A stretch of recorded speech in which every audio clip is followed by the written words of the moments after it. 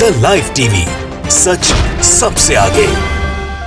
नमस्कार, the live TV देख रहे हैं आप। आपके साथ में हूं आदित्य कुमार। भारत में जो कुछ भी हो रहा है वो आप देख रहे हैं। कैसे भारतीय जनता पार्टी के प्रवक्ता अब शब्दों का इस्तेमाल करते हैं जिसे लेकर अरब देशों में भारत की खूब फजीहत होती है। अब भारत के पड़ोसी देश भी भारत को नसीहत देने लगे हैं। आप अंदाजा लगा सकते हैं कैसे जो है बांग्लादेश ने सीधे तौर पर भारत सरकार को घेरा है। जिस तरीके से पैगंबर मोहम्मद के बारे में टिप्पणी की गई, उसके बाद कार्रवाई में विलंब किया गया। इन सभी बातों को लेकर बांग्लादेश सरकार के प्रवक्ता ने सीधे तौर पर खरी खोटी सुनाई है भारत को कि अगर पहले कार्रवाई हो जाती तो शायद ऐसा ना होता। शेख हसीना की पार्टी के प्रवक्ता ने बीजेपी के रुख पर सवाल खड़े किए हैं कि आखिरकार भारतीय जनता पार्टी का रुख ऐसा क्यों है। आप भी देख रहे हैं कि जिस वक्त नुपुर शर्मा ने बोला था उसके बाद ट्वीट आया था नवीन कुमार जिंदल का। भारतीय जनता पार्टी की तरफ से कोई भी रिएक्शन नहीं आया था। जब अरब देशों में मांग उठाई गई तब जाकर भारतीय जनता पार्टी ने कार्रवाई की, लेकिन मोदी सरकार ने अभी तक कोई कार्रवाई नहीं हुई। जो कार्रवाई हुई वो तो बीजेपी की तरफ से हुई है, लेकिन मोदी सरकार की तरफ से कार्रवाई नहीं हुई है। और बांग्लादेश कह रहा है सीधे तौर पर कि हम जो कट्टरपंथी संगठन है, धार्मिक कट्टरपंथी है, इनको लेकर जीरो टॉलरेंस की हमारी नीति रहती है। भारत में ऐसा नहीं हो रहा है। अब बताइए कि बांग्लादेश तक सवाल उठा रहे हैं। बांग्लादेश में जो जिस पार्टी की सरकार, उस पार्टी के प्रवक्ता सीधे तौर पर भारत सरकार को घेर रहे हैं, सवाल दाग रहे हैं कि आखिरकार भारत सरकार ने कार्रवाई अभी तक क्यों नहीं की। क्योंकि जो कार्रवाई उन दोनों नेताओं पर की गई है वो पार्टी की तरफ से कार्रवाई की गई है। पार्टी ने उन दोनों नेताओं को निष्कासित कर दिया है, लेकिन भारत सरकार की तरफ से कार्रवाई क्यों नहीं हुई है? क्यों उन लोगों पर जो है मुकदमा लगाकर जेल नहीं भेज दिया गया? क्योंकि ऐसे लोगों को जो धार्मिक कट्टरपंथ फैलाते हो उनको जेल भेज देना चाहिए, लेकिन यह कार्रवाई नहीं हुई। कहीं से भी कोई एफआईआर दर्ज नहीं हुई है। तो पूरी कहानी हम आपको बताएंगे। शेख हसीना के पार्टी के प्रवक्ता ने क्या कुछ सवाल उठाए वो भी बताएंगे विस्तार से। वीडियो के अंत तक आप बने रहिएगा, बहुत सारी इंफॉर्मेशन आपको हम आज देंगे।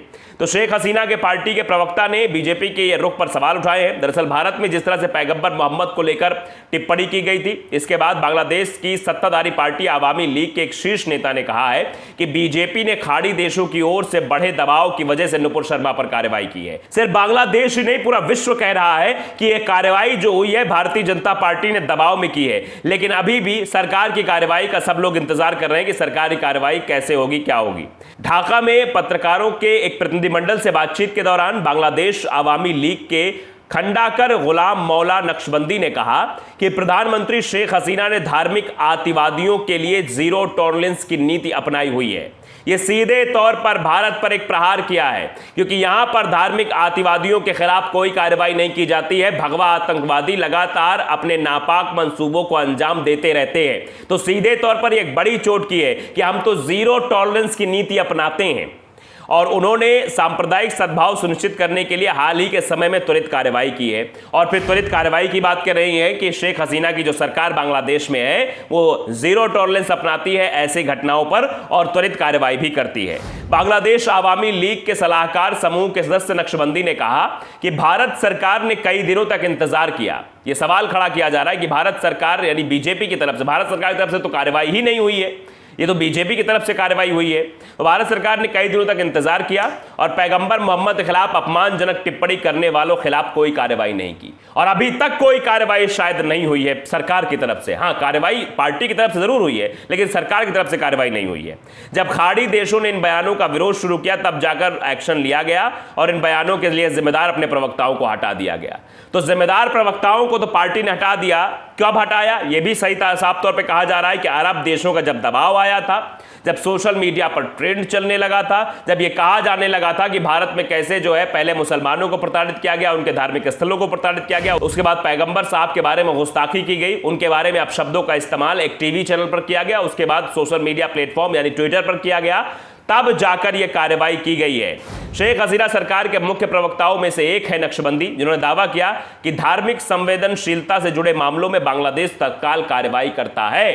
ये सीधे तौर पर मोदी सरकार को मुंह चुढ़ाने वाली बात कही गई है कि मोदी सरकार धार्मिक कट्टरपंथियों पर कार्रवाई नहीं करती है, जो धार्मिक कट्टरवाद फैलाते हैं, जो कर्नाटक में एक मुस्लिम दुकानदार की दुकान तोड़ देते हैं, जो कर्नाटक में बवाल मचा देते हैं हिजाब को लेकर, जो कर्नाटक में हलाल वर्सेस झटका करने लगते हैं, अजान वर्सेस हनुमान चालीसा करने लगते हैं। इस पर कोई भी कार्रवाई या कोई भी एक्शन या कोई भी बात प्रधानमंत्री के द्वारा नहीं की गई है। और इसी बात को टारगेट करते हुए सीधे तौर पर कहा जा रहा है नक्शबंदी की ओर से कि देखिए हम जो है संवेदनशीलता से जुड़े मामलों में तत्काल कार्रवाई करते हैं, यानी बांग्लादेश तत्काल कार्रवाई करता है।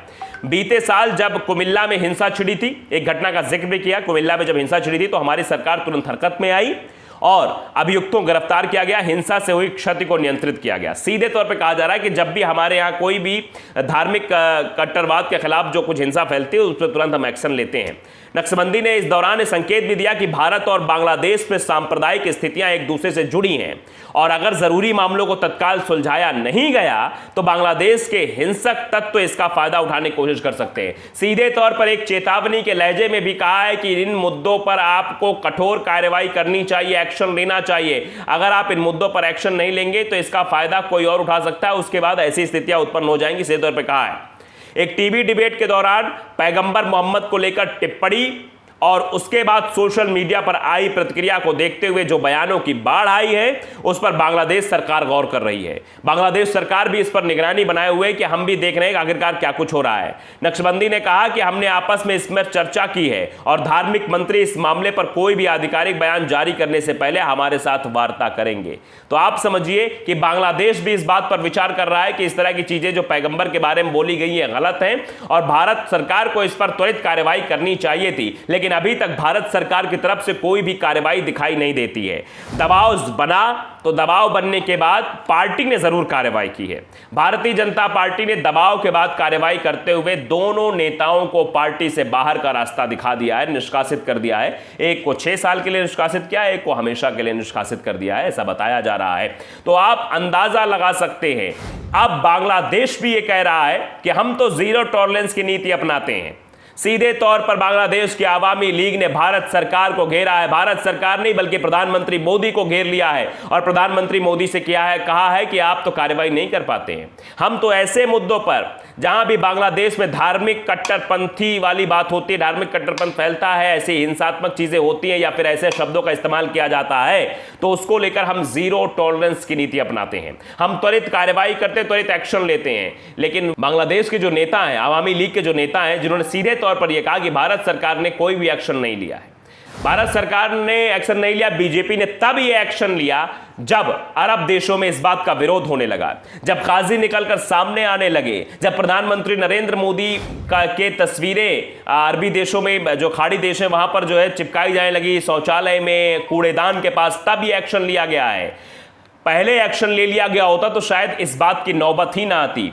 उस एंकर पर भी कार्रवाई करनी चाहिए जिसने इस डिबेट को होस्ट किया, जिसने सीधे तौर पर ऐसे लोगों को बढ़ावा दिया, क्योंकि ऐसे लोगों को तुरंत माफी ऑन एयर मंगवानी चाहिए, बोलना चाहिए कि आप ऑन एयर माफी मांगिए, आप कहिए कि हमने गलत बोला है, लेकिन उन पर भी कार्रवाई नहीं की गई है। आप समझिए किस तरीके से आप बार बार जो है आप देख ही रहे हैं कि अभी जो है अलकायदा की तरफ से क्या धमकी मिली है और बांग्लादेश भी कैसे ही भारत सरकार को नसीहत देते हुए दिखाई दे रहा है। बांग्लादेश कह रहा है कि ऐसे मामलों पर कार्रवाई करनी चाहिए, नहीं करेंगे तो दिक्कत हो जाएगी। और अभी जो सोशल मीडिया अभी जो बातें चल रही है, अगर कार्रवाई नहीं की गई तो मामला और आगे भी बढ़ सकता है। इस बार में इस बात को भी बांग्लादेशी आवामी लीग के नेता ने स्वीकारा है और कहा है कि इससे जो है बांग्लादेश में भी स्थितियां नाजुक हो सकती है, इसलिए हम जो है इन पर काबू पाने के लिए काम कर रहे हैं। लेकिन भारत सरकार को घेरते हुए, मोदी पर सवाल उठाते हुए कि मोदी आखिरकार क्या कर रहे हैं, अगर पहले ही कार्रवाई कर दी होती भारतीय जनता पार्टी ने और भारत सरकार ने तो शायद आज ये नौबत तो ना आती कि बांग्लादेश को बोलना पड़ता या फिर आतंकवादी संगठन को यह बोलना पड़ता और या फिर जो है अरब देशों में जो ट्रेंड चला वो चलता। तो द लाइव टीवी अगर आपने सब्सक्राइब नहीं किया, सब्सक्राइब जरूर करिए, बेल आइकन दबाइए ताकि सच खबरें आप तक पहुंचती रहें। नमस्कार। द लाइव टीवी, सच सबसे आगे।